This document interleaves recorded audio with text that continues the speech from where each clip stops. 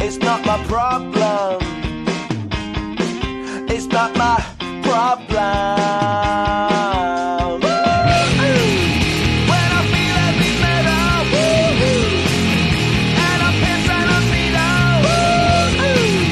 When I lie and I'm amazing all of the time, when I'm never sure why I need you. Please let me shout. All right, welcome to the Prospect Podcast. On a great Monday, I have me, Coach Schumann. I'm here with Coach D to my left, and above me is the offensive line coach, Coach Stephen Crevani, at Johns Hopkins University. So we're going to talk to him. It's great to have you on. It's great to see you again, bud. It's amazing seeing. See, I know Stephen from when he was a player in high school. So now he's a grown man, you know, to be an adult, making his own decisions, you know, living his own life, which is great. I mean, by the way, like salt of the earth players. Like, I mean, he was our center at high school when I was an assistant at Old Japan, center and nose guard, and brilliant. Like, as far as not just, I mean, from an academic standpoint, but like understanding everything that was going on and a true leader in the team. So not surprised to see him in the position he is, which is, moving up real quick in college football. So it's great to have you on, Stephen. I appreciate you having me. I'm really excited to reconnect. Yeah, no doubt. Coach played at Old Japan High School. He went on to Union College, played there under a really good program under Coach Bierman there. And then as a coach, he's been at quite a few different places. I mean, he was at Rocky Mountain College. Lord knows where that is. He could probably tell us when he tells us his whole background. I'm guessing Colorado, but I could be wrong. And I probably am. I don't know. And then, he was at Monmouth University, the coaching there. And now, obviously, he's at Johns Hopkins as the offensive line coach. Phenomenal recruiter as well. I'm assuming New Jersey's one of his places, but that he's recruiting from. But does a great job there. Just fantastic to have him on and talk to him. And he's one of the fast rising young coaches in the sport. At a place that Johns Hopkins, which is a traditional power, literally a team hunting for a national championship each year. So close this year as well. But yeah, I don't want to bring up memories on that, but yes, we're moving on to next year. But obviously a fantastic program, Johns Hopkins, and so it's great to have you on, Stephen. It would be great. I touched on kind of a little bit of your journey. I would love for you to kind of, in your words, tell your whole journey as a player, as a coach, and even your thought process going into coaching, because obviously you probably had opportunities to go right into business, right away, right? So, so talk about all of that kind of stuff. Yeah, absolutely. I could talk forever because it was a fun process in getting here, but essentially, as you said, Old Japan High School, went to Union College. I went the route. I was never the tallest guy, never the biggest guy, but had the opportunity, best academic school, great at football, a little bit rebuilding phase, but kind of listening to Coach Bierman. And at that time, Coach Martin was the offensive line coach, and buying into what they're saying. So they went 0-10 and then 2-8 in his first year. And I really believed in their message and kind of rebuilding, and fell in love with what they had to preach, and that's kind of why I chose to go there. And 3 years later, my junior year, we went from 0-10, 4 years later, to 10-0. Culture, the way they messaged, I believed in it, bought in, and was really happy. My playing career didn't go exactly the way I imagined it through COVID. Injuries my first 2 years, all those different things. Really made the decision to come back. I was always a two deep guy. I was the next guard, center in for my first 3 years, but I believed in it. Had 3 different offensive line coaches, which is really big into why I became a coach. Ended up starting my senior year, or my 5th year, I guess, technically, because of COVID. Played all 10 games, went 8-1, lost after leading by 10 points and an onside kick and a field goal to beat us. actually, when my playing career ended, I did go in the workforce. I was an assistant project manager for about, I graduated in November, and from November to about March, I was working 9 to 5 on a construction job site in Newark, New Jersey. Probably every New Jersey Italian experience in itself, right there, buddy. New Jersey Italian and construction. Nothing crazy in that one, but no, not a TV show made about it or anything. No. Basically, you know. Yeah, but kind of getting into it, I was just like, something was still missing in my life, and football, sports, and I kept looking back on it. And I mentioned this. I had 3 different offensive line coaches through my college career, and each one I still talk to probably monthly. Coach Martin was my first one. There was Coach Trigonis, and then Coach TJ, Travis James. He's the O-line coach now at Bucknell. Each one of them kind of developed me, and I took something from each one of them. Some of it was more life, some of it was more X's and O's, and some of it was my coaching philosophy. And that kind of relationship to me is kind of what drew me to the like, I want to coach. Like, having that relationship, the growth that each one of those guys had on me, it was like, I want to create that same impact for future generations, for future players. Because at the end of the day, coaching is about the players and those relationships, and that kind of what drew me. So I called Coach Travis James and I said, I want to coach. Kind of that's what I want to do. That's where I want to go. I don't want to work my whole life without football, without having those relationships that you developed with me. So 2 weeks later, he gives me a text. He goes, I have a potential assistant offensive line job opening for you, but you have to move to Montana, Rocky Mountain College. Oh, Montana. Okay, there you go. All right. So I said, this is what I really want to do. I never lived further. Like, Union College was 2.5 hours from North Jersey. I never lived further than that. And I said, well, it's one way to grow, and that's by getting outside your comfort zone. So interviewed there, got the job, NAIA school, completely different type of place. Like, I'm coming from a high academic school. Otapan, as you guys know, is a wealthy area, right. Very different demographic, and I kind of got exposed, not the right word, but I learned about a whole different world. Again, small school, NAIA, I had to be the assistant line coach and the equipment manager. Getting your hands dirty. Like, we played a game on the grass field, white jerseys, stains everywhere. And there's me and our student manager before the kids were allowed to hop on the bus. Give me your jerseys, and we're scrubbing them before we leave. Like, doing the dirty work and then kind of learning, like, all the other things that go outside of just the X's and O's, outside of the players. So I'm learning what it takes to learn football. Spent my year there. Awesome. I loved the whole staff. Coach Stutstream now, he's starting his own program out in Bismarck State. Really taught me what it was to be a college football coach at the small school level, that work ethic, all the things that go outside of it. And another Otapan guy, Coach Christian Runza. We just got back with Monmouth. Yep. So we reconnected. We've had him on, buddy. He's a great guy. And he's the reason why I ended up at my next spot, which was Monmouth University. He connected, called me, said, hey, there's a quality control / assistant offensive line coach at Monmouth University. Do you want to go back home? I was like, I'd love the opportunity to go home. And honestly, getting that Division I experience would be really cool, because at that point haven't been there yet. So I got a chance to be the assistant O-line coach and quality control coach over there. That whole staff is awesome.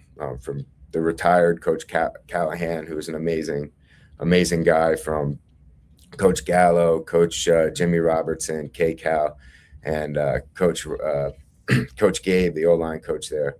Tremendous X's and O's guys, tremendous people to work for.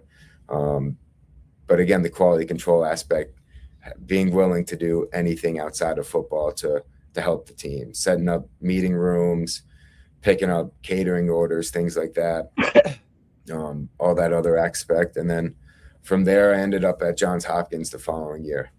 First year as my own position coach. Really lucky, really tough to get an offensive line job as your first own position room. Really big learning curve, having your own room for the first time. Had great coaches. Coach Rio, our defensive line coach, really helped me with that transition, learning how to become my own person, not trying to mirror. Like, you want to take little pieces from every guy you've been around, but you don't want to try to be someone you're not. And I think being your authentic self is the best way to coach, because I think players sniff out bullshit right away. And if you try to be fake, they're going to read it. And the best way to coach is just to be yourself.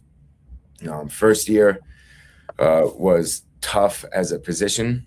We had injuries left and right, 8 different offensive linemen playing.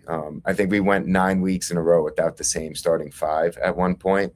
But the team saw success, which was awesome. It was made it to the Final Four in year 1. A lot of it because of the culture and the team aspect.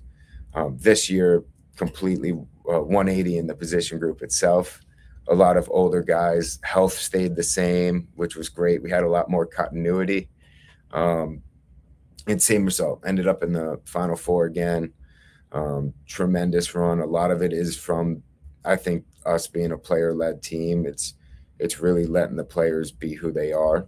And it's just fun getting to sit back and be coaches and watch them do their thing on the field. So that was a little bit about me, a little bit more detail, but yeah.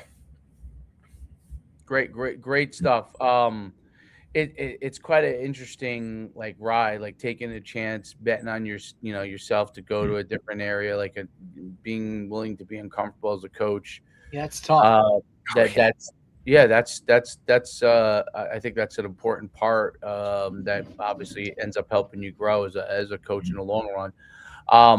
Talk about, so you played for 3 different offensive line coaches in college, and obviously now that you're an offensive line coach yourself full time. Talk about how you kind of started to form what you needed to do on the offensive line, develop kind of what your own philosophy, because playing for 3 different guys, you probably had differing philosophies and stuff like that. So talk about how you kind of are starting to shape that part of your your philosophy as an offensive line coach. Absolutely. And that's a great question. So first offensive line coach was Coach Ben Martin. He actually was coming from the Miami Dolphins. He was the assistant O-line coach there during the whole the Richie Incognito thing. So that's how we ended up at Union. Just to shorten that story up. Right. He played for Coach Behrman, and that's why he came for us. He was best way to describe him is obviously coming from the Miami Dolphins, had an unbelievable football mind. Right. For me, making that jump as a freshman center, the center and his offense controlled a lot of the calls, point calls, protection sets. I struggled a lot in that aspect. His coaching philosophy was hard-nosed, very similar to, as you know, Coach Don and Coach screaming his head off, and I reacted really well to that. But that you're probably used to it. Yeah, very used to it. But the X's and O's part I was way behind. Needed to study the playbook a lot more. I was struggling. Second year in, Coach Dragonis took over, almost a 180, different type of guy, much more relaxed, much more not going to mother F you, but still going to coach you up hard. Can tell you when you do things wrong, but not tell you that you're a lazy SOB or something like that. He's going to coach you that way. And he simplified the playbook where I started to understand it a little bit more. I don't even know if understanding it a little bit more is the best way to put it, but I didn't have as much to think about. He really simplified the calls, the technique. The NFL and Coach Martin was like, if you don't step with your even number foot on contact, whether in the second level or this, I was like, what's going on? The technique to that part, where Coach Rugonis really simplified it a little bit where you don't have to think as much while making the calls. And then Coach Travis James was my last one. And he was the most, I think, personal relationship because I was that senior. He was the new coach coming in. I'm a senior now, and he really sat me down one-on-one. We talked, and he goes, "Here, I'm like, you've already been a college football player for 4 years before me. I'm not coming in here and telling you to do this, that, or this. Right. I'm going to tell you this is what I want. This is what I like. But if you sit down with me and say, okay, I've done it this way, it works. I'm going to take your input. I'm going to put my foot down if I think it's bad, but we're going to have more of a player-coach relationship." And it was still Coach Behrman's like offense in a sense. They kind of congealed together. Right. So he kinda used me as that fifth-year guy to help him kind of how would you do things and this kind of thing, and really built a really tight relationship with him. And so going in that fifth year is kind of more of where I took a lot of that philosophy where he called it, and I use this term now, is the toolbox. And especially offensive line play, there's a million different ways to block inside zone, a million different techniques to get into double team blocks. I'm going to teach you the tools that I think it is to be successful. But here at Johns Hopkins, a lot of the juniors and seniors now, they've had 3 offensive line coaches too.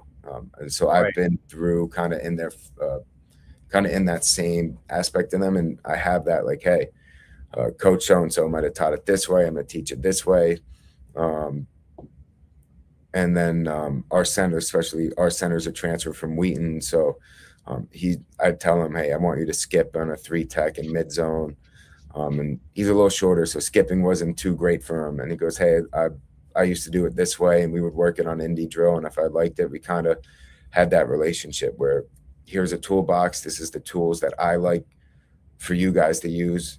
But I'll give you the opportunity to do something if it worked elsewhere, if someone else taught you a different way, and then we'll come together. It's awesome. I really think that relationship where you value the player's input, especially in today's day and age, it earns respect. It earns that kind of, it's not just your way or the highway. And it is important that where you need to put the foot down every now and then. But players react differently when they think their voices are heard. And I think that's a really important aspect of that relationship. And I think I learned from year 1 to year 2 where the biggest thing is if the players aren't bought in, it doesn't matter how much you know or how well you coach.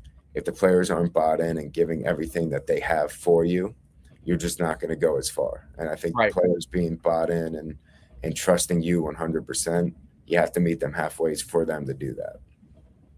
No, it's a huge deal. It's interesting having like 3 different styles like that, kind of shape what you're forming as to like your own style. I think it like as a player, it's like hard because you're like, okay, am I ever going to get the most out of myself? Because I'm learning, I get comfortable in the system, and then it switches, and then okay, I got to learn this. Like I always think as a player, that's one of the hard things about college football now, in my opinion, is like there's so much turnover, and that like a player gets comfortable in a way that their position coach teaches them. New position coach comes in, learn the new system. What I think it does is it makes you a better coach if you end up being a coach, because you learn all these different systems. As a player, you may not develop as much, you know what I mean? Because you get a little bit, and I do think like that's where if you have some level of stability, especially at Division III level, it really helps, because you're going to have those players longer. Division I is a different world because there's so much turnover, but both players and coaches. But at Division III, especially where you guys are, that gives them the ability to develop, which I think ultimately is probably why you see like yourselves and quite a few of the other teams are like perennially in the hunt, you know what I mean? Not, for the championship, to be in that final 16 group, and you see certain teams, you kind of see the same teams for the most part. But I think that's what happens. And obviously you're able to get better recruits. There's no doubt about it, but they probably also have more stability among their staffs as well. So, and one of the other thing is I think that Division III might be, it's kind of an interesting thing. Like there's a mix at the highest level between super high academic schools like you guys and a couple others, and then schools that like are not really great academically, but obviously are able to get. So it's really interesting at Division III how you have like, and you guys end up coming to loggerheads and playing each other, and are all playing at the similar levels, but totally different recruiting philosophies, different schools. Like, talk about that dynamic at the Division III level. You know what I mean? Because I think that's really interesting. Because at Division I, for the most part, state schools, you get a couple at high academic schools here once in a while that get in there, but it's mostly state schools like that are in the hunt, big, huge state schools. Talk about how that's a little different at the Division III level. Yeah. Well, a lot of Division III is a lot of small private schools. I know that, Right. But a lot of the perennial powerhouses that you're going to go with, off the top of your head that I can rip off, Mary Hardin Baylor, Mount Union, North Central, those guys, very different than the Johns Hopkins, the Carnegie Mellons, who just joined our conference, which is awesome. Carnegie Mellon, the U Chicago, which I'm really excited to see them kind of develop. They're getting the new head coach. I think he's going to do a great job there. But I know just from the last two playoff runs, we played Mary Hardin Baylor and we played Mount Union in 24 last year, not this previous year. But biggest difference between our two teams that I noticed right off bat is roster size. Our philosophy, like our athletic director has done a great job of letting us know where she would like our roster cap to be at, which is we don't have one. We kind of just hold ourselves at 100. We don't want to be higher than that. Like 94 is our head coach's sweet spot for us. Just because we don't lose many people to the portal. We our degree and kind of team culture, once they're here, a lot of the guys love it. And they want to stay all 4 years.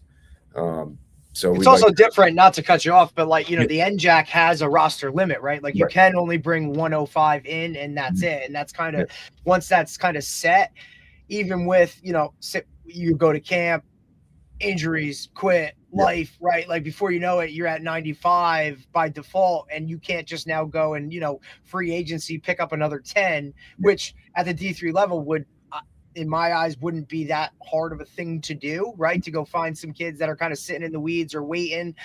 But for you guys to not have that and still say it's, hey, this is the number we want to be at because we understand what the program is and our culture and our structure of kind of where that sweet spot is different. But go ahead, continue, Coach.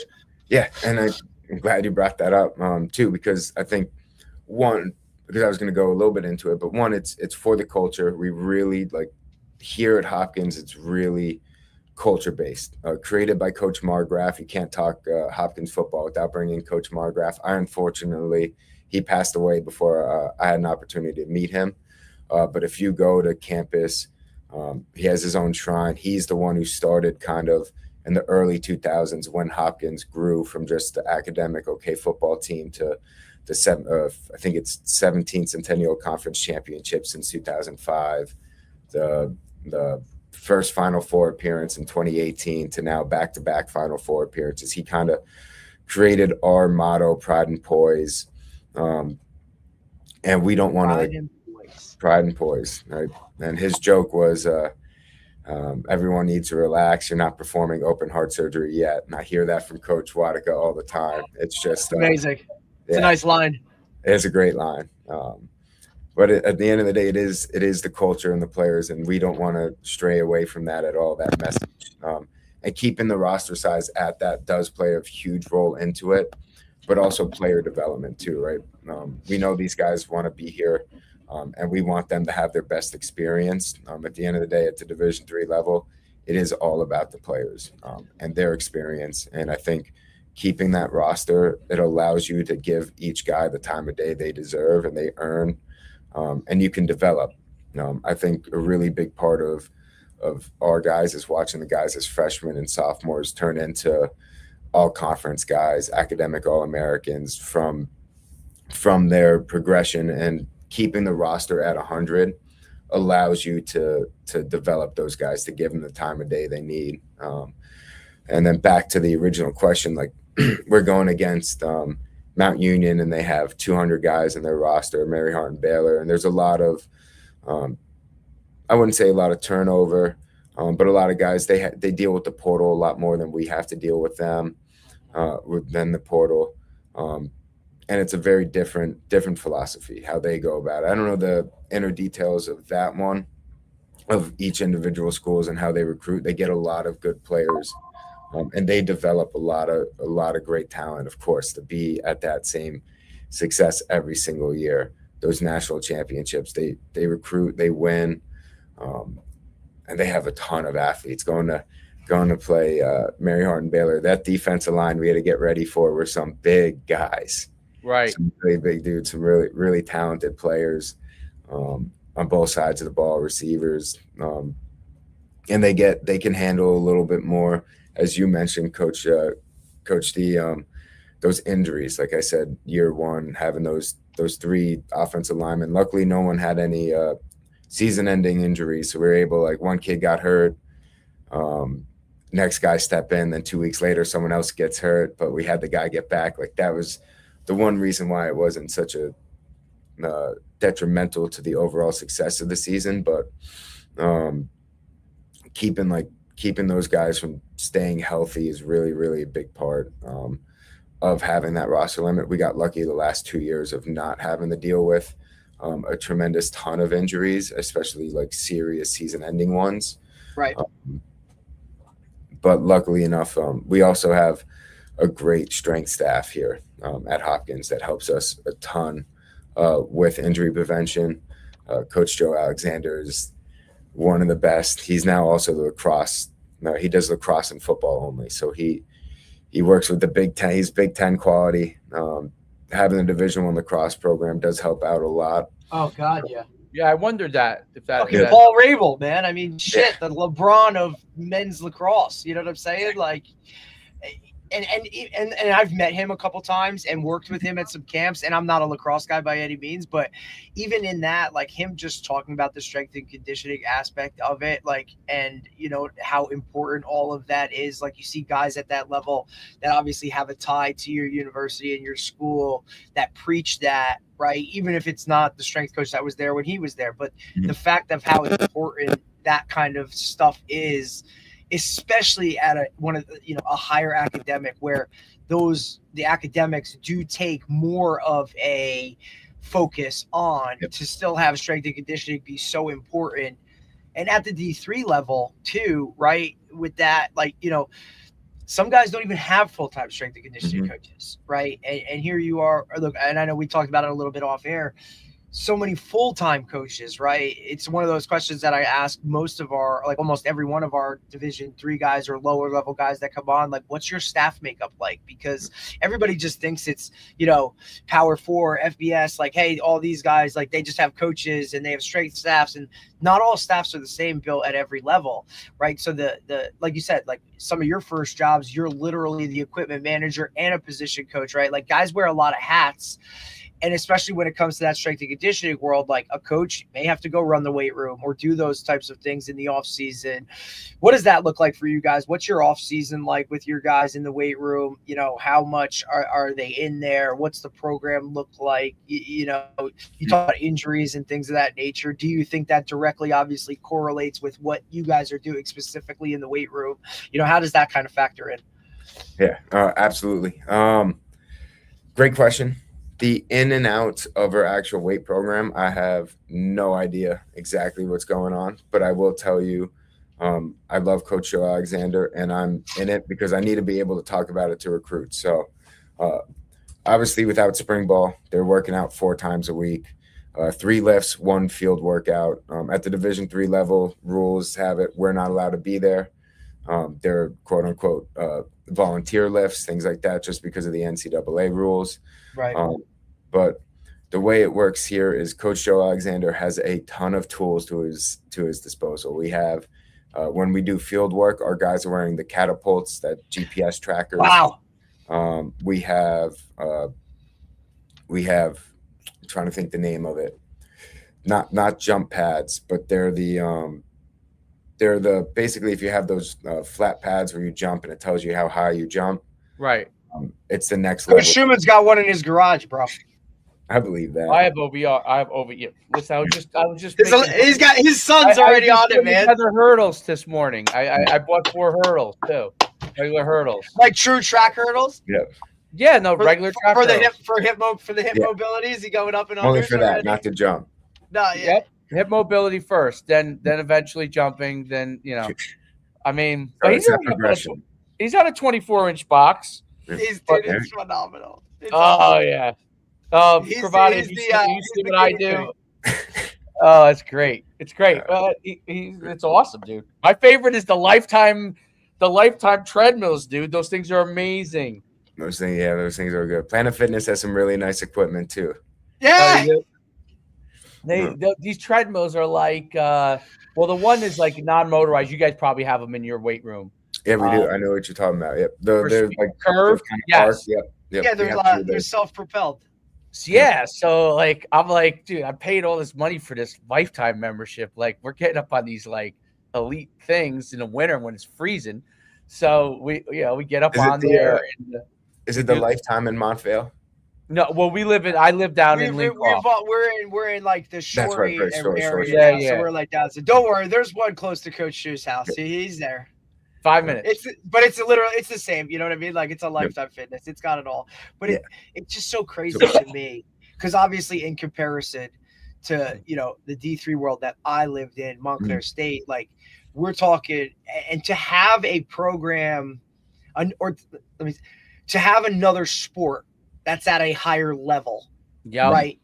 I think that in itself, right now, okay, so. Division I facilities and all those everybody else can reap those rewards. You know what I'm saying? So even though by definition it's a Division III program, you're still at a Division I standard, right? Because when people think Johns Hopkins, they most people not having a clue or doing any research would assume that football follows in suit with wherever lacrosse, right? Because that's what's in the limelight. That's what people see. They see Johns Hopkins every year, Memorial Day weekend, Johns Hopkins, somewhere in that Final Four, right? Like throwing it around at Navy and Annapolis, Maryland, all that world, right? So now here we are, check out our facilities, check out what we're doing, right? You know what I mean? Like those kids go there thinking, all right, like here's what it is. That obviously in recruiting is a huge appeal for a guy. Facilities we know play a role no matter what, especially with kids like, in today's world. Like facilities and the weight room specifically, it's my favorite. So talking about those pads, those jump pads, the ones that we get and we use they do a little bit more than your vert jump. It's split in two. So like as guys do it, he makes them jump on them. It tells you how much force you produce, your peak power, how high, which leg gave more. And they use that to kind of as like a starting point. And he'll use it throughout camp. I know we're talking off season, but like day one, you got to get a base jump. Of course. Use that to track like how's fatigue. Are we getting tired? Can he push a little bit harder during this day, or does he need to do like he'll put all that into his lifts and he'll readjust based off the numbers he's getting and things like that. And then each one of our squat racks have a Tendo unit which tracks bar speed. There you go. So like he'll each Tendo unit, he'll have each position on a different kind of plan. So like offensive lineman, we want to be more like explosive from zero, like fast movement and short amount of span. So we'll do, he has like, you need to be between this meters per second and this meter per second. If you're too high, add weight. If you're too low, you got to take weight off. So his programs, there are no more guessing.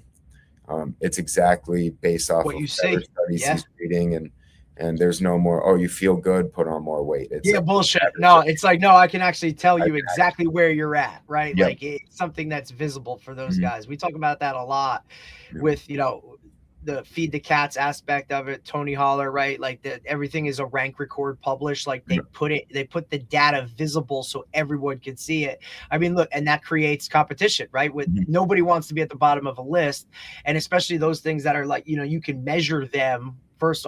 Like nobody's not going to try and jump as hard as they can. Like it's just what it is. Competition's awesome too, and he'll turn on like. And we do it during spring ball. Like we think promoting competition is awesome. So in the weight room, he'll do at the end of a lift, he'll just put like 135 on the bar. And instead of doing speed, he'll put on like most power, whatever wattage, who can jump squat or who can squat the most wattage, like who's going to produce like the most power, and have everybody go and see who can get the highest. And for us in spring ball, we every single practice during spring ball, just to kind of, especially without having shoulder pads and at D3, to kind of get rid of the monotonous of just indie. We'll go 10-minute period of some sort of competition. Guys have teams. We're doing football, like big man catching competitions, tug of war, those kind of things, just to kind of get the guys competing in a new, and kind of like switch that, like get them refocus on something. Because you can do 45 to an hour of indie straight, and the offensive linemen are like miserable. I need a break. So we'll our 2-hour practice, like hour in, we'll break it up, do a little fun things, get them focused on something else that's going to help, and then get them right back refocus into work right after that, which I think is a huge part. Because again, I love football. I can give clinics on different inside zone, mid zones for like 2 hours at a time. But the guys, short attention spans, you got to be able to break it up, give them something else to kind of give them a break and make them laugh a little bit. Some of the funniest moments is watching it. We do things as dumb as egg tosses. So watching a guy try to toe tap an egg without cracking it, him falling on it and having a crack on his chest, watching all the guys rip him, it's great. I think that stuff builds camaraderie within the team too, right? Because the guys, like, sometimes, and especially for how rigorous their off the field stuff is, non-football, academic, right? Like it's all the prim, proper, you know what I mean? Like to break that up, I think for guys that are, just want to compete and play football, but it does get monotonous, right? Like the same thing over and over, like individual, team, like the whole just routine of football, because it's so much routine, especially in season, like, week to week to week for the prep work and stuff, to break certain little things up and like you might not be doing that stuff in season, but at some point it'll break up. And hey, remember when we did, like, it adds those guys that extra little bit of, hey, it's not like, we got to change it up a little bit. And I think that helps guys, right, kind of buy in even more so when it does get tough and it does get, what are we doing? Here we go again. The same footwork, the same steps, all that kind of stuff. You got to switch it up, especially with this generation, right? Like they're just so quick to look elsewhere or see something else because they get that instant gratification stuff. It's just they're wired different. Yeah, absolutely. And especially here at Hopkins, a lot of these guys are super high achievers, and a lot of them, like, they hold themselves to their own standards, way higher standards, and like individuals be like, I got a 3.4 this semester, that's not good enough. And they're so pissed. And I'm like, you need to take a step back, like, have high goals. You still achieve, like, having a 3.4 at Johns Hopkins, whatever your major is. It's a 4.0 somewhere else. Like, it's really impressive. Sometimes hey, it might not be at your standard.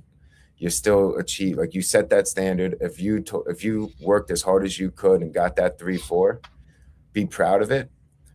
Take notes, learn to get a little bit better from it, see where you could maybe improve. But if you did everything you could and you got that 3.4, be really proud of it, because it's still really good. But those little events helps them kind of see that too. Like, oh, we can be a successful football program and have egg tosses. You can do those things. You can have success and still have fun when you do it the right way, the appropriate time, and you don't kind of lose focus in a say of the overall thing. I think that's the big thing, is like you can have those fun moments.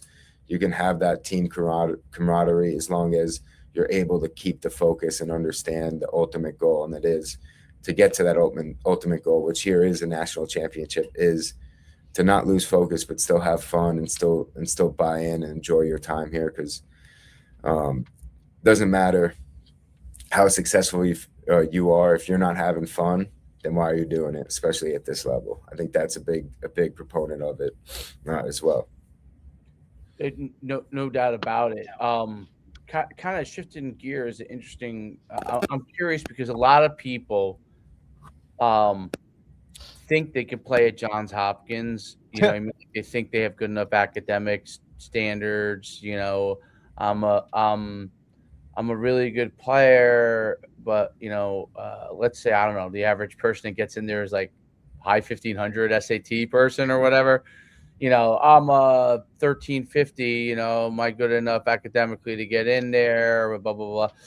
I think that's a big question that a lot of like players that end up being Division III players, but they actually don't end up getting in there or don't end up being good enough. Like, what do you like to say is kind of like the standard things that they need to have? Obviously, everything's individual a little bit, but like Yes. just so so people kind of understand in general, because I always think there's a lot of like misinformation. Like I don't know. I could go to Johns Hopkins. I'm like, wait a minute.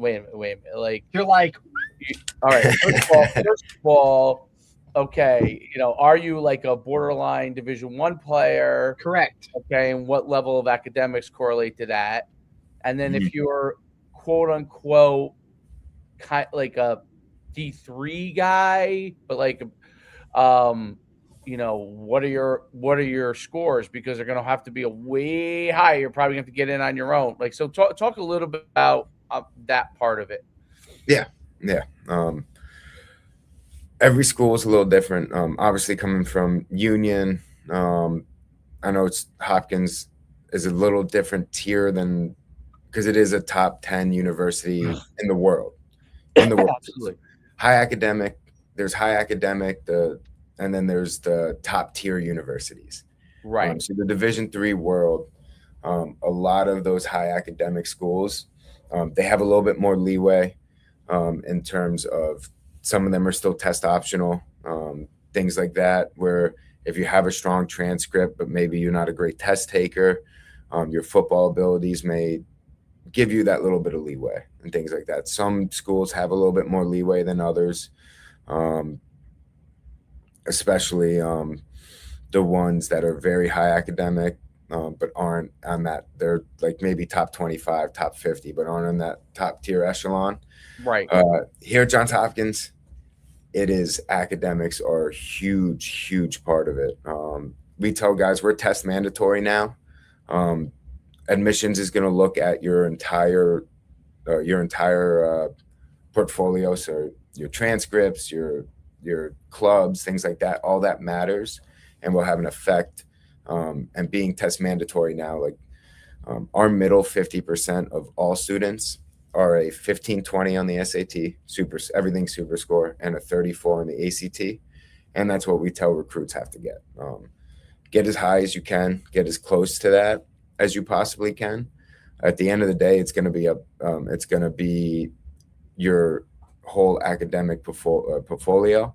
So I'm not saying if you get, some guys get those test scores and they won't get in. Some guys get below it, slightly below it, but maybe they went to a very high school, a bunch of different things. So again, they're going to look at your whole academic background. So all that matters, being a complete person outside of football, outside of your academic rings. That all matters. There is no one, hey, if you do this and this, you're going to get in. All depends on the year and things like that. In terms of the football aspect of it, we're lucky where we have that national brand. A lot of Division III schools don't have a national brand behind them. Correct. So because we're Johns Hopkins, we do have to recruit nationally, and it helps because our pool is smaller than most, just off of that academic rip. But because we recruit nationally, we do have that ability to be selective, where because we have our roster limit at about a 100, Not everybody that do meet the requirements get an offer. It's the way it is. We're going to look at it. If they do meet all the academic requirements, you can be a good athlete. Like, you're getting looks by Division III, but maybe you don't have the size to go Division I and things like that. You will still get looked at by us. Biggest thing for us is go to those camps. Like, we're big on live evals. Camps are really important. But I do think there's going to be certain, like, the camp circuit to me has become, a lot of it is a money grab. I think go where you're invited. Which is so surprising at the college level to me. Yeah. Especially the Division I schools who really don't need to have 7,000 people. I feel like they're recruiting fans for their college. That's what they're doing. They're doing I'd say a lot of Division I schools are doing a lot better keeping their camps at a realistic 50, 40 guys. Oh, they are? Okay. A lot of the smaller schools. The mega camps. Yeah, that's where you see those mega. I mean, we literally just had the biggest one here in Jersey, obviously, that they host at FDU. Yep. They literally just put out the rhetoric last week of, like, here's the date, here's what it is. Like, here's already the schools that have signed up for it. I mean, it's insane. We talk to guys all the time, and it's how many reps did you get? But I would never like people ask me this all the time. I'm like, well, it also depends on what your footprint is in recruiting standpoint, what you've been doing, building relationships wise. Good. No, you're good. So when I say money grab, there's so much that goes into it. Like, right. If I'm a recruit, and I'm not big, I don't have any stars. I'm doing all this. Like, you think, oh, mega camp, I'm going to get all this exposure. In reality, it's like there's 7, like Bone is the big one, Best of New England. I love that camp. They do a tremendous job of developing players, doing all this.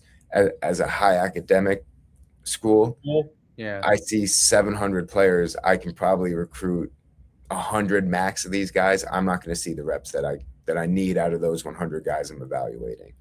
That's a great camp to start. Like, maybe you had a great rep. That's going to be the start of something.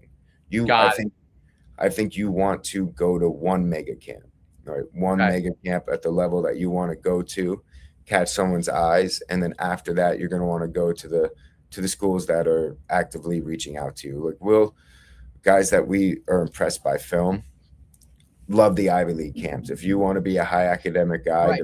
Division I or Division III, whatever level, Division II as well, like, go to the Ivy League camps. They're gonna cap out at 100. Marist does a really good one up Marist is north, gonna like do with it. and they tab it like Yep. high academic camp. Like that's who they invite, and those Yep. are the schools that are there just to kind of get that more of a focus on, hey, like, you ain't coming here if you're just whatever type of GPA guy. Like, you got to be a high academic guy, and that's who goes there. What about year wise? Like, what's your suggestion? And I want you to continue your thought, but what year should I go to a camp? Like, when do I start to hit this? Is it after my freshman year of high school? Is it sophomore, junior?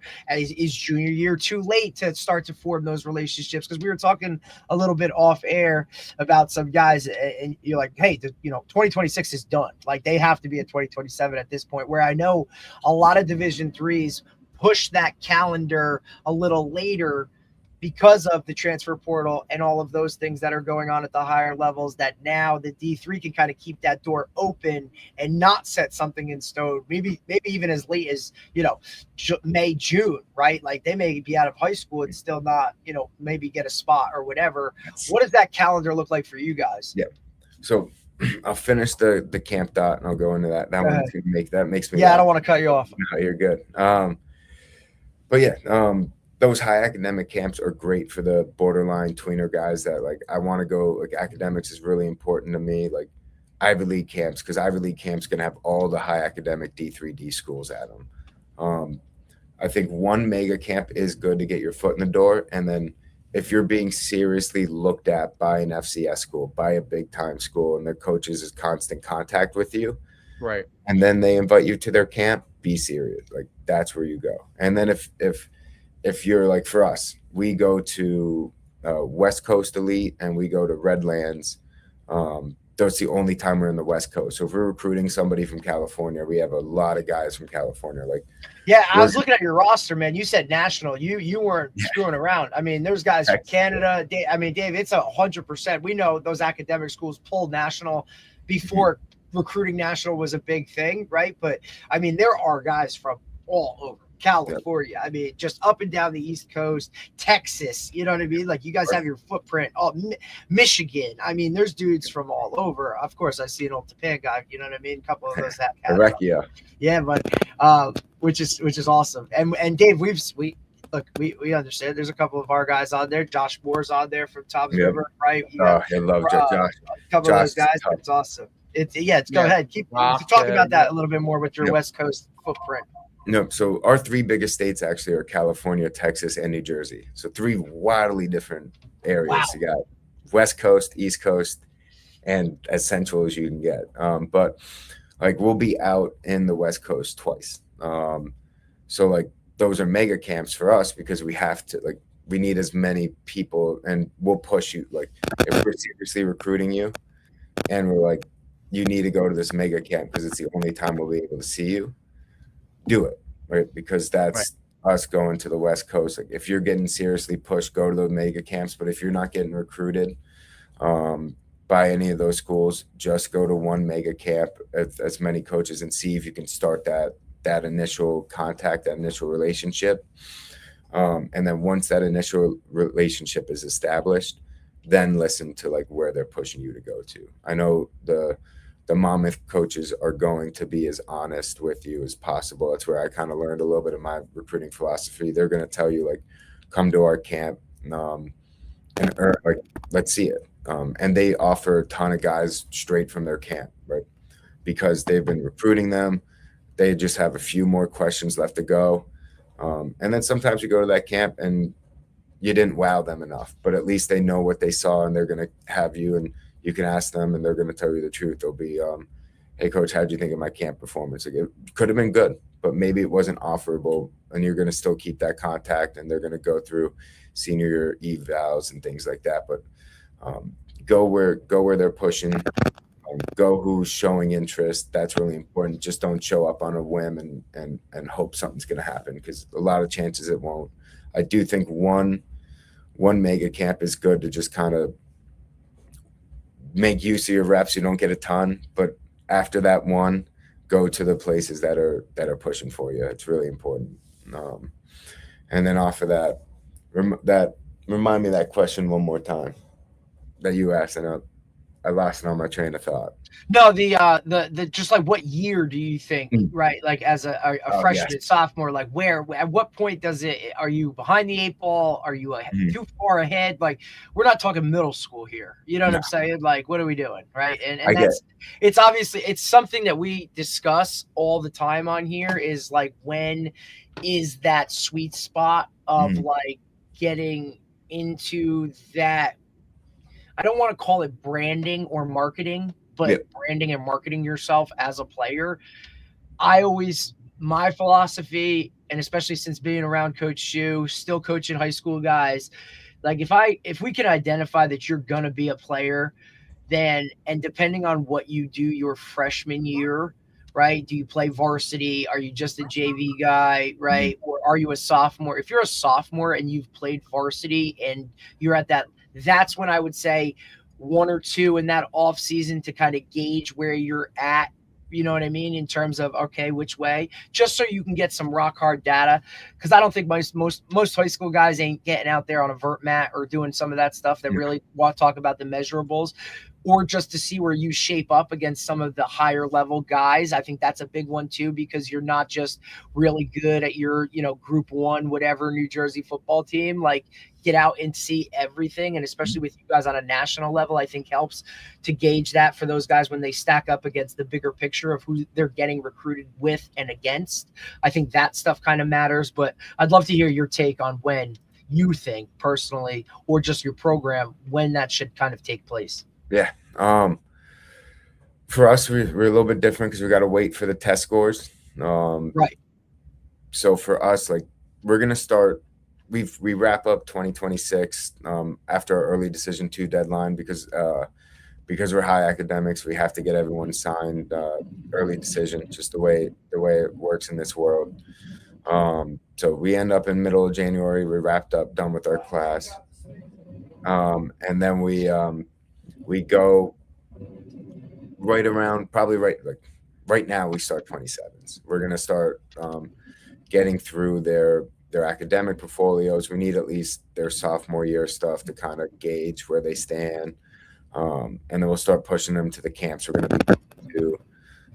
Pretty much bet we'll be at all the Ivy League camps, a couple of the Redlands, West Coast elites, and we'll push the guys we're super serious about to those. And then June, we open our pre-reads. We'll get pre-reads, and the guys that impressed us the most at camps will get our initial offers. And then we'll hold on. We'll be honest with guys that we're super interested in. For us, there's a couple reasons why you don't get an offer right away. Maybe we want to see senior film, or maybe you were just you're not our top guy, but you're on the board, not on the board. You're high up there on the board, so we'll tell you the truth that way, and we'll go all the way till December to give offers from there on, and we'll be honest with you. But we start in June, middle of July with our initial offers, and then we wrap up just winter.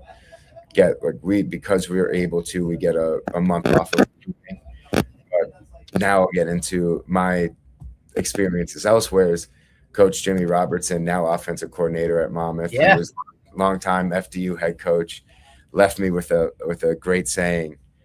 He calls it ABC, which is always be recruiting. So guys that get into it a little bit late, maybe didn't go to any camps at all.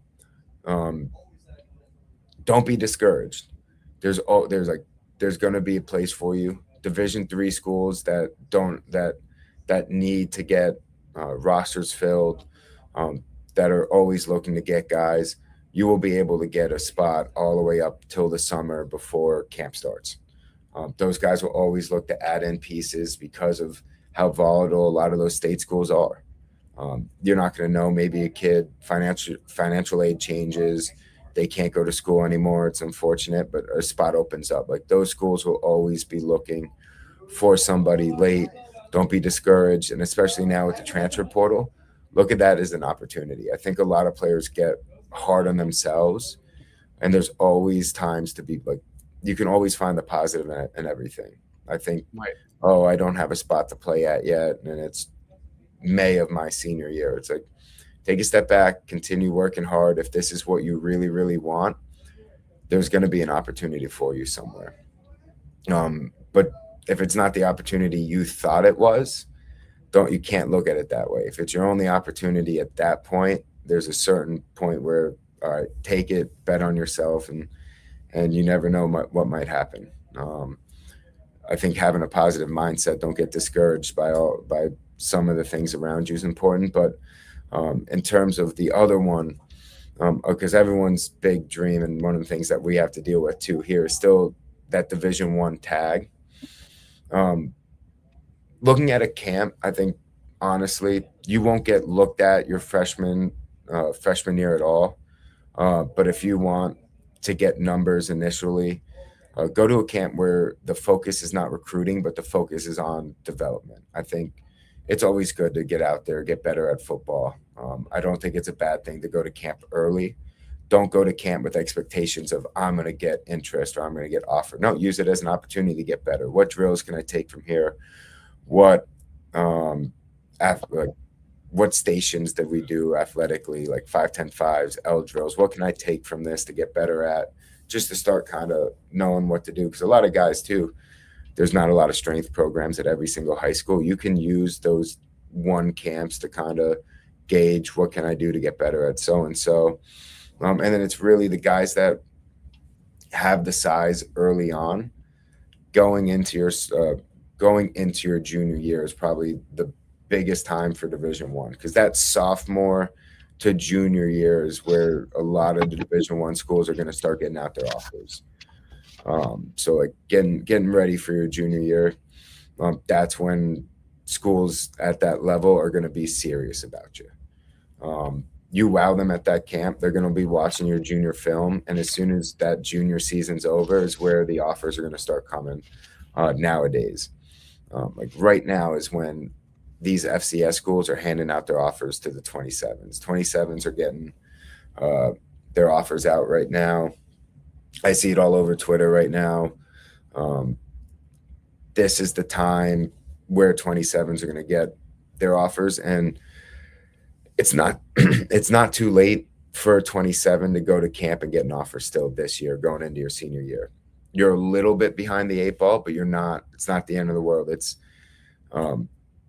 going into your junior years, that initial contact, the best guys in the class will get offered after their junior year film because that's what wowed them. They had the initial, okay, they were good. As sophomores, their film confirmed it. We're going to offer them. Then there's guys that were okay. Their film was still good. Now let's get them to camp, see what that year did for them in development. And that's kind of like the earlier in your junior class, though, is important. Right. So once you're a junior, you got to go to those camps in June. Don't wait till July.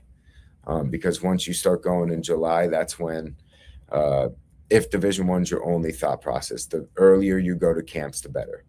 Right, because that's when they're going to offer, and then the classes start to fill out because just the way it's going now, everyone's committing a lot sooner. But June is when you need to be out at those camps. Don't wait till July. The sooner the better that these camps are going on for you going into your senior year, just because classes will fill up.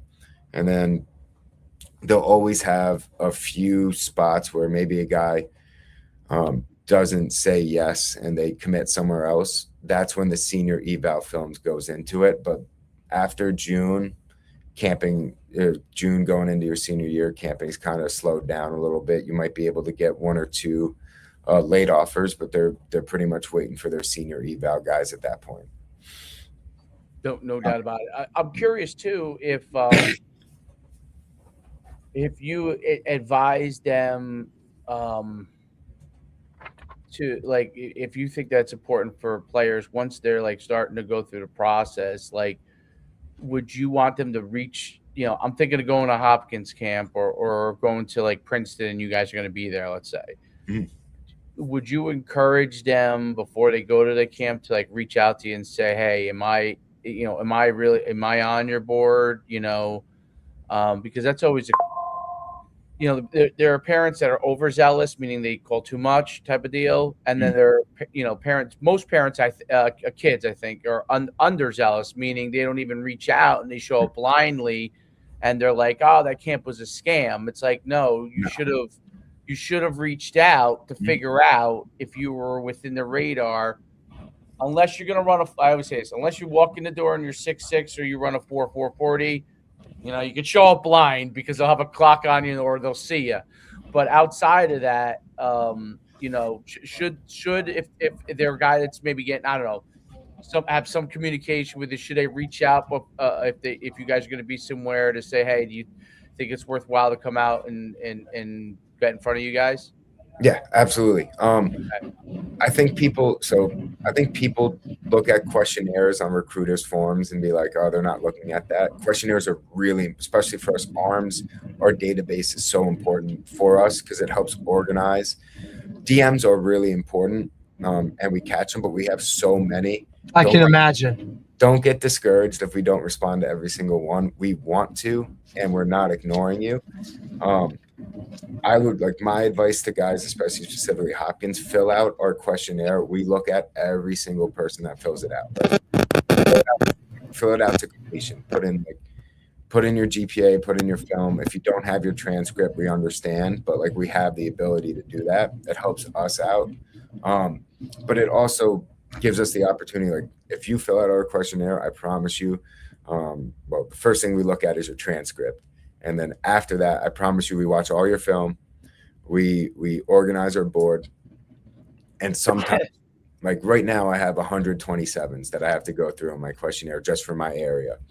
And I'm going to get through all of them. I'm not able to DM every single person. But if that person, I'll follow everyone that I'm actually interested in. I'll follow them on Twitter. I'll do that. And then, if they reach out to me and tell me, hey, I see you're at this camp, I'm going to know it. And that's going to help me. I may not respond to you, but I'll be like, okay, he's going to be at Yale. I'd cross his name off. And what we do as a staff is every time we're at one of those Ivy League camps, we send a picture of who's there. And each one of our coaches will tell us, oh, this guy sent me a DM. He's going to be there. Take a look at him. He told me he's going to be here. And it's just a reminder for us. Like, there's a bunch of guys that we're recruiting. There's a bunch of guys that filled this out. There's a bunch of guys in our class. A good reminder, because there'll be a week where we're at 3 different camps. We'll all be at Columbia, Yale, Princeton, because they all went back-to-back days. I'm on the road. I'm not with my computer all the time. Like, that DM right there is going to make it a lot easier for us to spot you at a camp. So I do think it's really important. And don't get discouraged. My biggest thing is don't get discouraged if we don't get to you. I promise we see it. It's really hard, and I'm going to do my best to get to every single one. But even that, like, quick, hey, coach, I'm at the camp. Even if it's the morning of, like, before camp starts, I'm scrolling through Twitter. I'm not responding because I got to get out of the car, but I'm like, oh, he's there. I remember him. That is just like a quick reminder. It shoots to the top of my DM. Like, do it. We might not respond, but I promise you we see it. That's a very, very important point. That's so important. Because, it's one of the things, like, people ask me this all the time, and I'm like, well, I'm like, listen, you can reach out a few times if for some reason you think maybe they missed out or something like that, but they're going to look at, like, there's a couple things that are happening. Like, if they don't jump on it right away, A, you may not be a priority. B, may not be a priority at this time, meaning, like, you're too early, whatever the process. And then C, you also have to say, okay, maybe they're not interested, right? So, you have to, be able to understand that part of it. I think part of the culture, that parents and athletes have to understand, and correct me if I'm wrong, it's, you guys are, you're full-time coaches, and your job is to have success and win games and those kind of things. And that's an important thing for them to understand, that time and efficiency is a very, very valuable part of what you guys do. Right. And they have to understand what that is, because they're so used to, I think, parents from the time they're in youth, and, and you probably remember when you were in high school, right? Like, they're used to getting a response from, let's say, the head coach at a high school level, right? Like, I reach out, I send an email, I call, you're probably going to get a general response, right?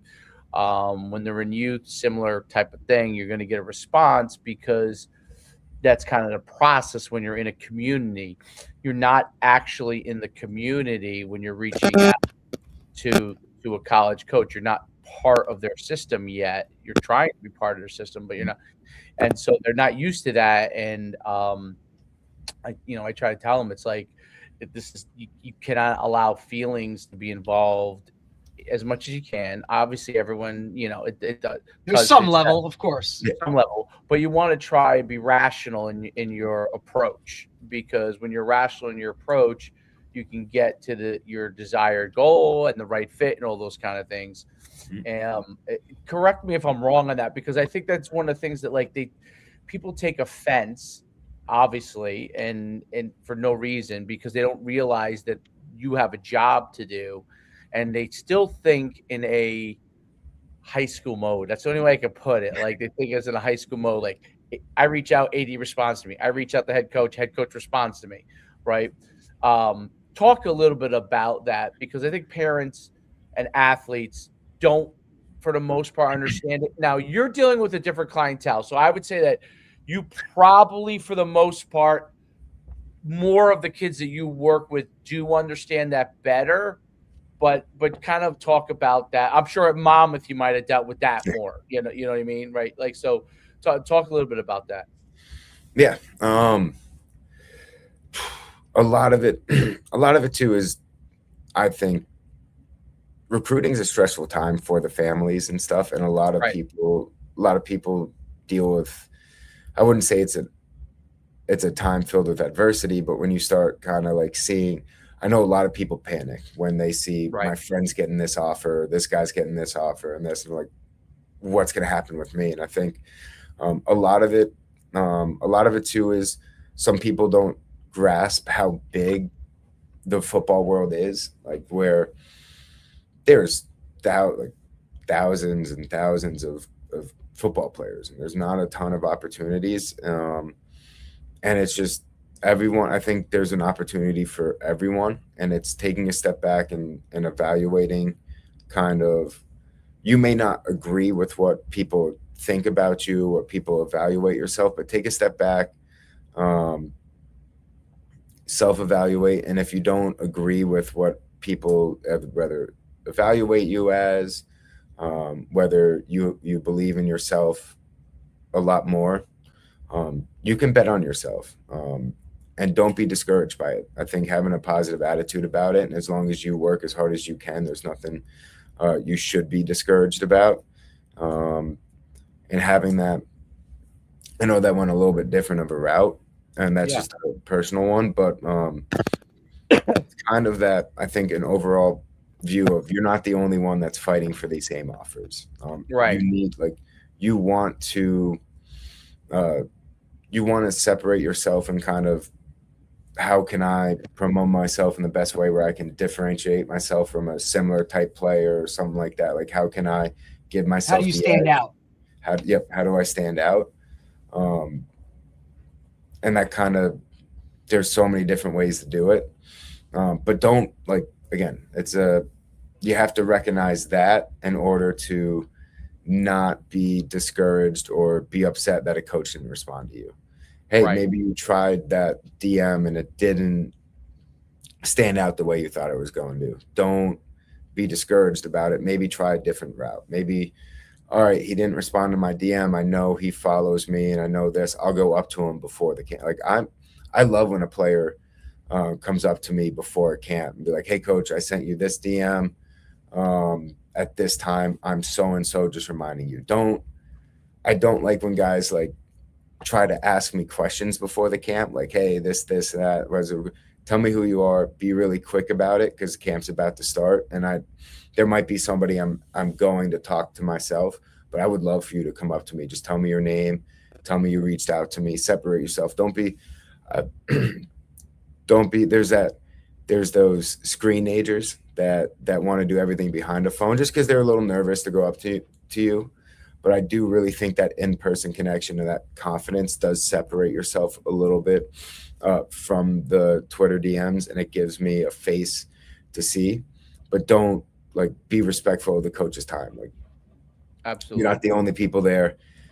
You'll shake my hand. I'm going to shake your hand. Tell me your name, position. Like, if you did DM me, goes, hey, I DM'd you this day. I'll make sure, like, oh, damn, okay, now I'll go back to it, and now I know I'm going to be watching you at camp. Like, that stuff goes a long way. Is there any value to them, like, handing you a card, like a business card with their info on it? I think so. It definitely is great. Makes it easier, right? Yeah, it's definitely great. I enjoyed getting them. It helps me go straight to their profiles and things like that. I know some guys just go right away and, like, ask me for my Twitter and follow me. That works too, but it's cleaner with the business cards. I don't think it's necessary. Right. But for high academic schools too, if you just have your, like, here's my name, here's my Twitter, GPA, and test scores if you have them, like, that's perfect. Right. That's like right there, right off the bat, I got everything I need. I don't think it helps you stand out anymore. Like, that's not going to be a difference maker, but it does. Right, because that's you might the take a norm. look at their stuff, right? Yes. You might at Just least makes it easier to take a look, right? Like, it's all about, I think, of Eric accessibility, Beach, right? Derek. I always think of Yeah. Eric Oh, Beach yeah. when he handed me his business card when he was like in Man. 7th grade. Now guys have a But freaking the truth is, wristband I and they're still like, know "Here, who he scan is this." because of that. So, Or they have a QR code, like- right? Like, but you think about Coach being at one of these camps, like, he may get 15 business cards, or, hey, scan this. Like, hey, Coach, if you want my, like, I'd love for you to have my stuff. Scan this like, guys have their own QR codes, for Christ's sakes. How long before we see guys, and you may have seen it already, like, guys literally wearing a T-shirt with a QR code on it, just saying, scan my shit. Like, I never thought that was a bad idea. Like, if you think about it, and Steve, we That's talk a good about this idea. all the time, right? Like, any way to separate yourself and make the world easier for the coach Yep. is in your benefit, because coaches go to these camps and they're looking for a way to cross you off the list, not put you onto a list because you're already on it. You know what I mean? Like, okay, that's not for me. He's not for me. Like, that's coaches want it easy, especially at your level where you're wearing so many hats. You don't have a guy that's particular for, hey, this guy's my recruiting guy. I mean, we see some position coaches, they don't even have to do any of this aspect, right? Mm-hmm. They're just given a list of, hey, these are the guys, right? We want you to focus on coaching. We'll handle all the recruiting stuff with GMs and that aspect of college football that's so different at the higher levels than with you guys.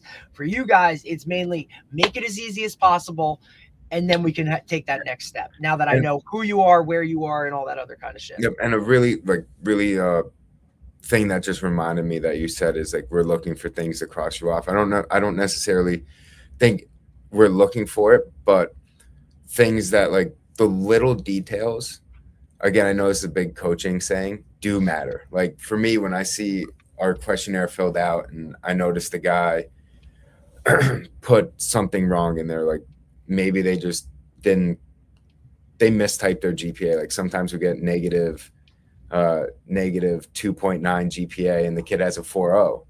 It's just like those little details, like right, they matter.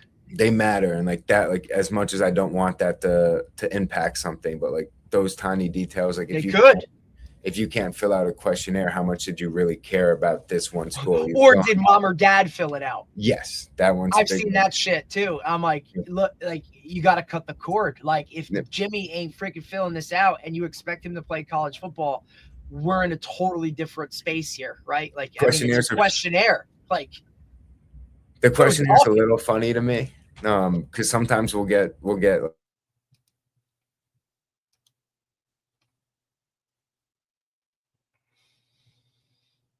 Oh. Uh-oh. Did we lose him? We lose him? Did we lose him? We did lose him. Guess that Johns Hopkins, they've got to pay that internet bill there at Johns Hopkins. Buddy. You know, there he is. Hey! I said they got to pay that. They got to pay that internet bill at Johns Hopkins. No, Come on. I know. But sometimes we'll get questionnaires filled out from guys as far away as like a 2020 or 2029 guy, and I'm like, I'm assuming their parents have filled this out, but like that's relaxing going this far too soon. But like those tiny details, I honestly, like, this is a personal preference, those guys that do send long DMs, oh god, introducing themselves, like totally fine. Make sure that you don't, again, like I know the guys that have a prompt sometimes don't switch out schools, like that stuff is going to be off-putting right away. Like, hey coach, I'm super interested in John, like somebody doesn't put, like, left the last school they copied and pasted to. Right. Like that stuff, like that detail matters. Like I'm okay. Like I know you, like you're trying to promote your own brand. Like you're going to send this mass message to a lot of schools. I think a way to separate yourself, individualize those message. It's not absolutely. It's not like a definite, like I'm not going to respond to you if you send me a copy or paste message, but do the little details of making sure you, like if you're doing the coach's name, getting the coach's name right. If you're doing a school, changing the schools out, like that. Those details do matter, and don't copy and paste the same message because I didn't respond to you. I much honestly, like I got a ton of it more last year of guys just sending that massive message and then going, hey coach, just bumping it to the top of your inbox. I'd much rather that than just copy it, because that means that you went through, saw I didn't respond. You didn't just go through another coach's name, copy and paste. Like, I'm like, all right, I didn't get a response to this. I'm like, I'm just bumping this to the top of your inbox. Like, I respect that a lot more than copy and paste. It tells me you're just going through a list of copy and pasting the same thing over. This guy's like, oh, he didn't respond to me. I'll see if I can do it again. Because it's a little bit like I'm not going to. It's like the girl that didn't respond. You're just going to annoy the shit out of her until she says something. Yeah, no. Instead, it's just like bump into it. Like I was like, that one, like, I respect you went back, you took the time to see who responded to you. I didn't. You're still interested. Great. You're not just going to copy and paste. Like, now I'm going through my messages and like, it's the same message over and over and over and over again. That's a great point. It's a very great point. Yeah, We really actually- good point. We actually just had a receivers coach. He responded to a big message from a recruit, responded, had some back and forth, and then the same recruit copied and pasted the same message and sent it back after they had some dialogue. And he goes, and that's probably going to be it. Right. Just because that little detail shows us like how interested were you really, to where you kind of forgot that you had a full conversation with with another coach. Yeah, well, especially at like a super high academic school where that's part of your evaluation. Mhm. You know what I mean? Like where, some other schools, if it's not a high academic school, you just feel like this kid might not be a rocket scientist. So whereas But you here might they not- really are. might actually have some rocket scientists and a lot of MDs coming through you. So where it's just a different kind of standard. Mhm. And that's, I think, that's a good point, because it's really part of your evaluation. It's like, hey man, we need you. You're gonna have to go to Johns Hopkins here. Like if you can't figure this part out, it's probably gonna be hard for you. Yep. Right. I mean, I think and that's also part of why they should get on campus, get to know, like if they're starting to build a relationship, get to know you, because they can hear those things from you. So when they do interact with you post camp or something like that, they understand that, okay, this is the better way to do it. Because otherwise you're just going to get the cut and paste schools that give you offers too, because there are a few of those. The cut and paste. Please come to my horrible Division III program, and but there are, and then what happens is you get caught, and those kids realize, oh, that's not a place I want to be at, and then they're like, like what do I do? And that's what you end up getting. So I think, we haven't talked about this yet. Getting the campus is really important, not just for you trying to get an offer, but for you, like especially at the Division III level, it's not always about football. Again, I'm referencing our defensive line coach, Coach Rio. I learned, he's a year older than me, but I feel like I've learned so much from him in general. But he said my first time touring a recruit here, he shadowed me because I didn't know the campus that great, and he finished the recruiting standpoint with this question and goes to the recruit, like, how much do you love football? Why football? And the kid answered, and he stopped and he goes, you know why I asked that question? He goes, no. He goes, at the Division III level, it's more than just football. He goes, especially at Johns Hopkins and those high academic schools, you have to love the grind. You're going to have to wake up at 6 a.m., go to practice. And then you're going to have to go take a midterm at 9:30 or 9:30 in the morning. You're gonna have to study 10 o'clock at night, wake up in the morning, take a test, then go to practice, go lift weights, all in the meantime trying to eat and do all those small things to get better at football. And it's a grind. My first head coach said, you're not playing Division III football if you don't sit at the edge of your bed at least one or two times. Like, is this worth it? Because you have 100%. You have to love it. You have to love football, but you also have to be at a place where you can have that support where it feels like you belong, right? Because if football, like if you're going through the grind, no matter what it is, like in life and work, you're going to hit points and times where you have adversity, where things are going to just feels like everything is piling on top of it. No matter what you do, no matter what you're doing at that time, like if you're not at a place where you feel like you have a good support system, where you're having fun, where you can find comfort in those times off, where again, culture, where I don't have a buddy where I can go tap him on the shoulder, like, we're going through this together, I love you, man, like, let's do it. Like, if you don't have that, or you don't feel that connection on your visit, then that's not the place for you. Because especially at this level where things are hard, you need that to succeed. Like, that's a huge There's part. no doubt. And that's one of the things that Coach Shu and I get to go back and forth with, because for him as a Division I athlete, you know what I mean, UConn, right, scholarship, and then for myself, having played my first year at Sacred Heart at a non-scholarship FCS, and then transferring to Montclair State, true D3 program of like, you're lucky you get a pair of gloves type of situation. You know what I mean? It's really awesome that we can have that dialogue of going back and forth of what D3 is and really is at the root of it.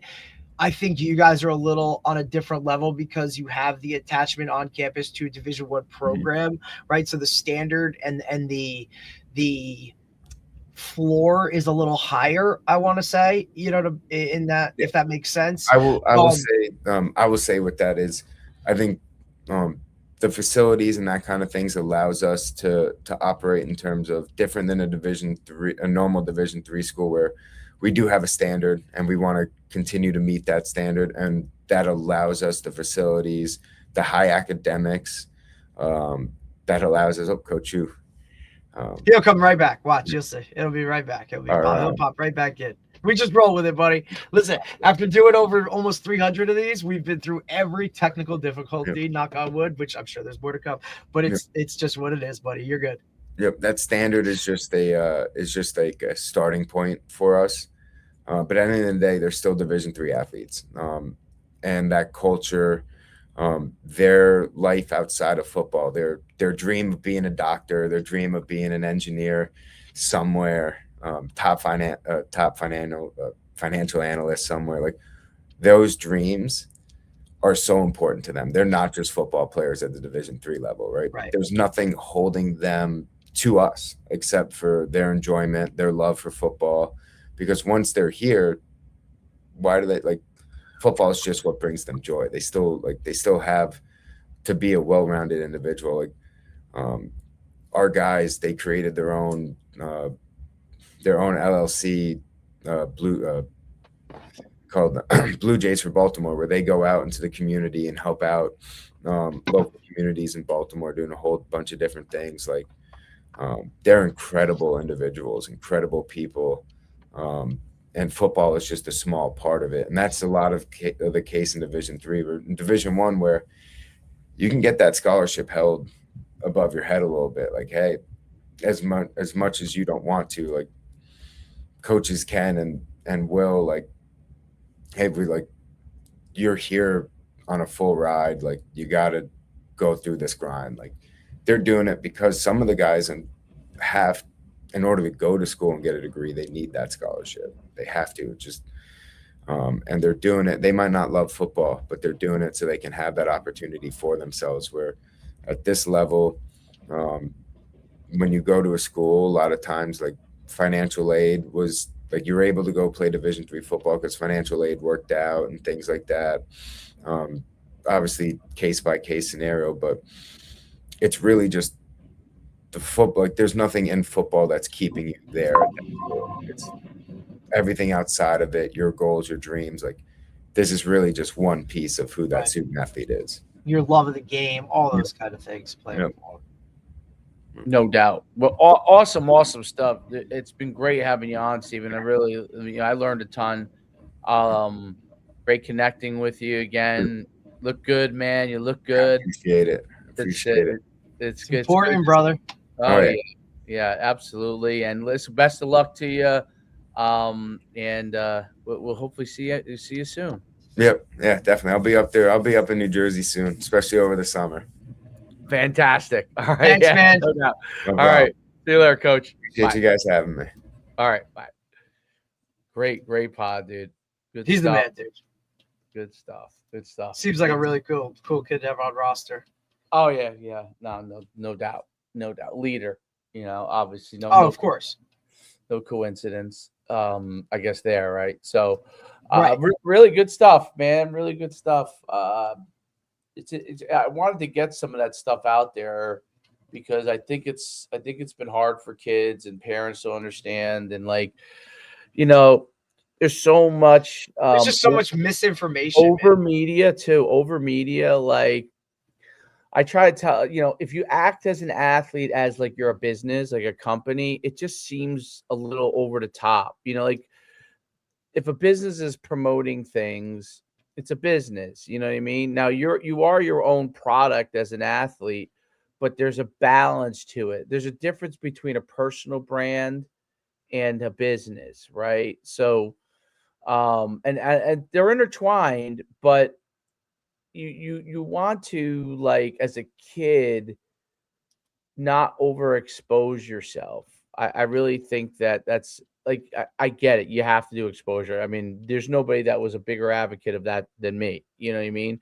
But as I see it now so much, because there's so much overexposure, you want to have a balance. That's why I do think the insight being in person is a big deal for athletes. Like, and I'm not talking about like I get the camp thing. I mean, trying to, establish a relationship. Like, if you can get back to some of the old school things from that standpoint, it will help you. I'm not saying I'm not saying it's as quick as firing off 50 DMs. Obviously, you have to do that and personalize and all that. You need to do that too. But as you get towards the process, establishing those relationships are a big deal. Right. And I think that you're going to see. I don't know how soon, but I think you're going to see some of these colleges more and more as more of them are losing money at the Division I level. A lot of I don't know if football will get cut because it's such a big sport, but things are going to get cut, right? So this is also part of other athletes. Like, you have to do a better job of kind of not just relying on all this stuff to do it for you, but kind of being really proactive and get in establishing relationships yourself. There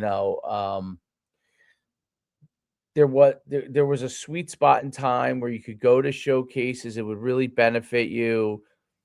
I'm not saying that you can't do that now, but I think that It's just different.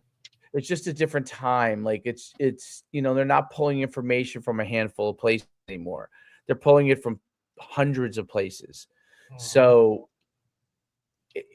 there's kind of like, if you told me half the like people are like, oh, I went to this camp, I did really well, it should help me. I'm like, I don't even know what that camp is.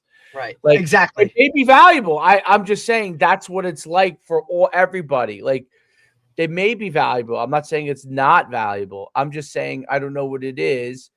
And it's a much smaller sector of people who do know about what each camp is. So no one's saying it's not good.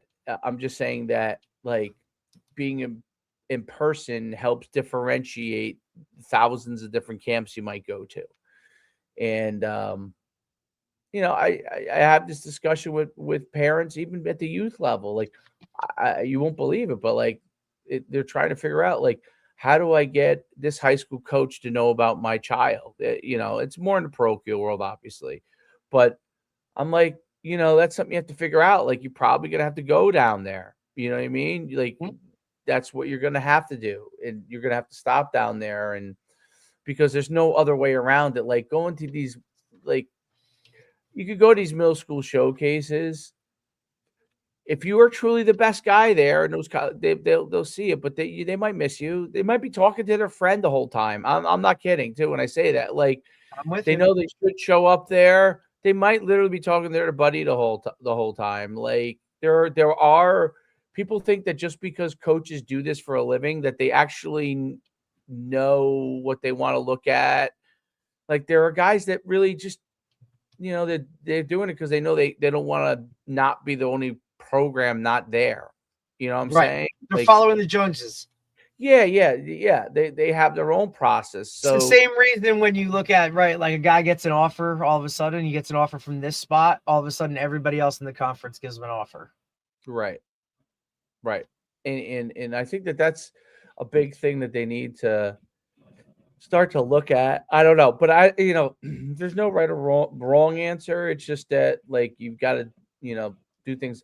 I get the mega camp thing. I understand. Yeah, it makes sense. One, I still would want to know. I would have if I'm going to a mega camp, like I will have liked to have talked to enough people. How reputable is this camp? Yeah.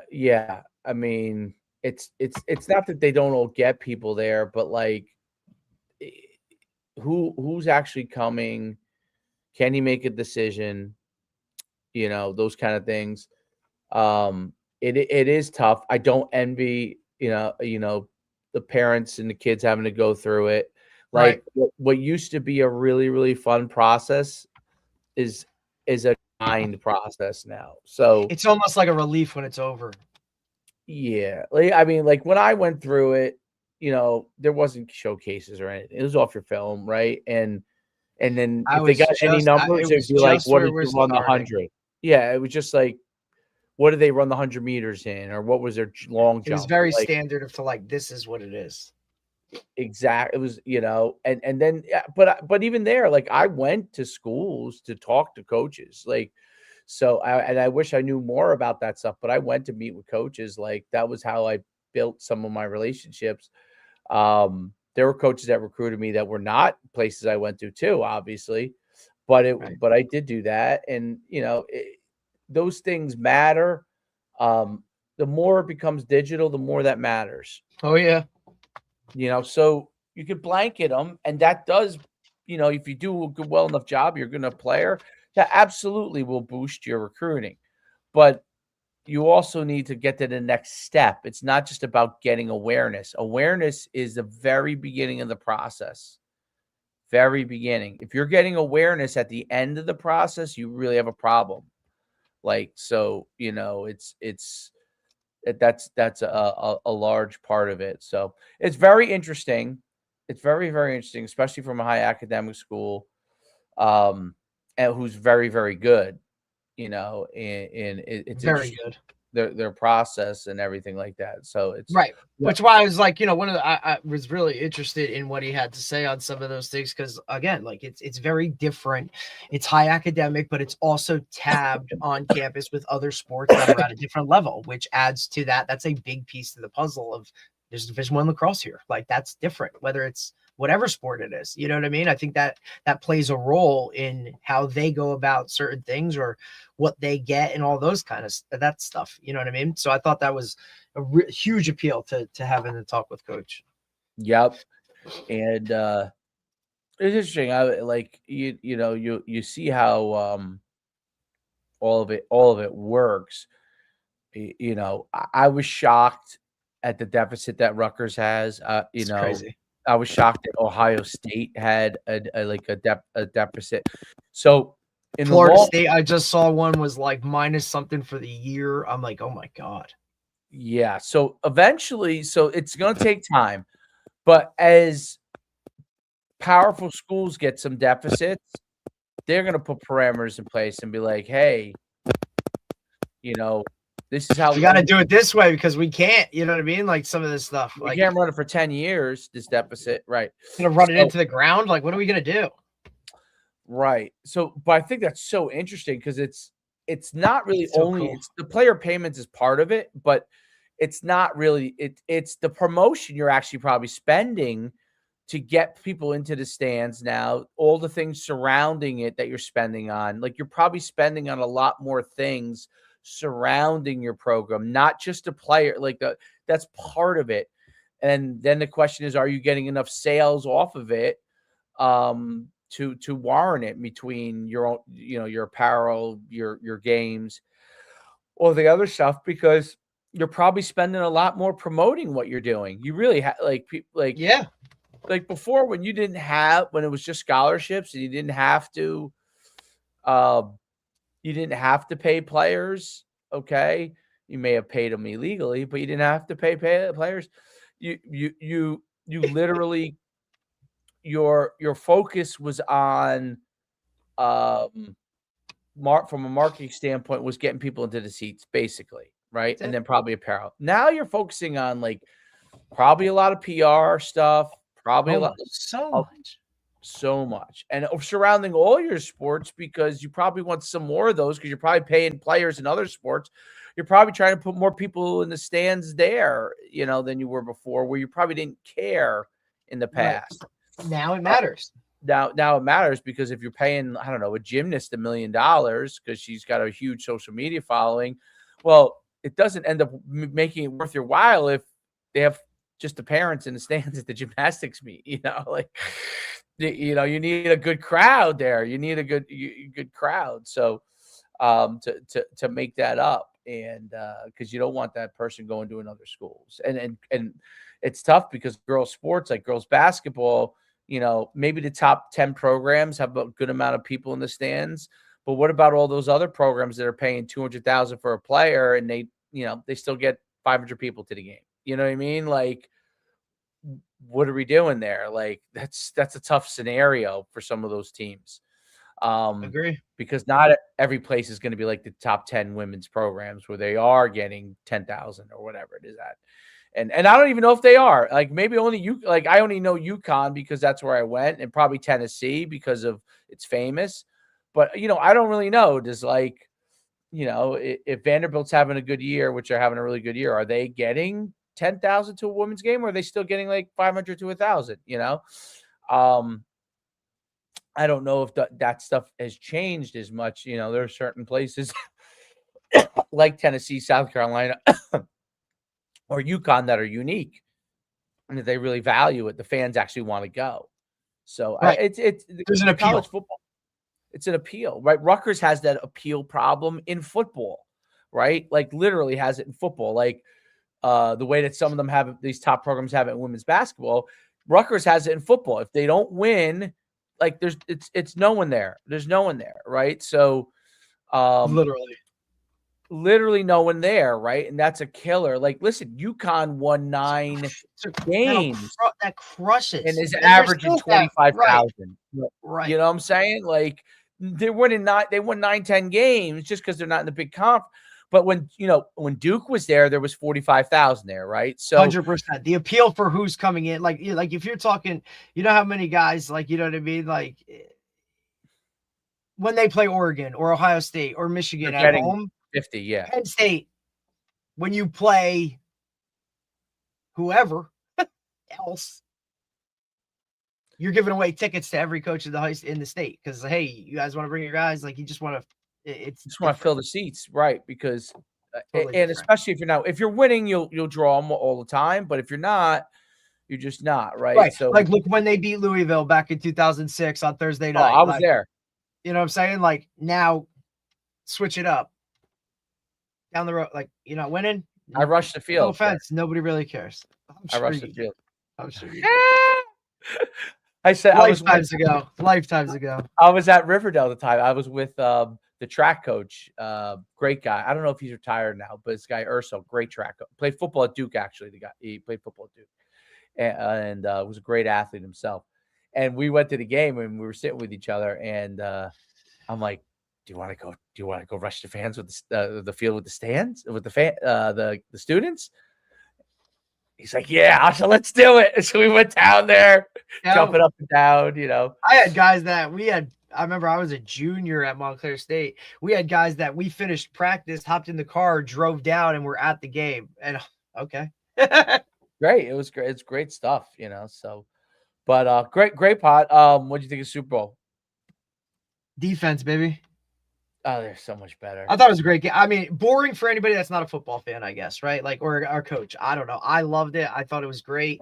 I don't know. I thought it was a really good game. I love that it was the first time ever that a team wins a Super Bowl after having no turnovers the entire playoffs, right? And then the first time a defensive play caller wins a Super Bowl. The guy's 30-something years old.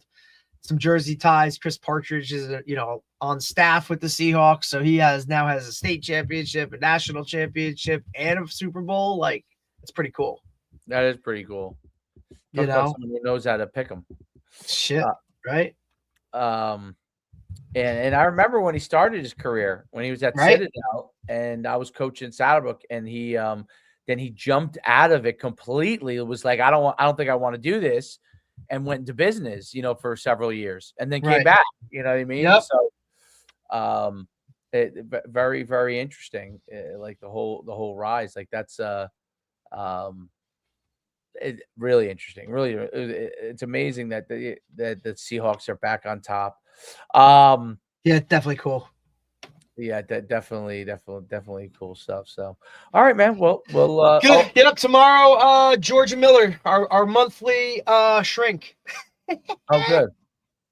And then the rest of the week we got everything's 10 a.m. this week. So Georgia will be on tomorrow.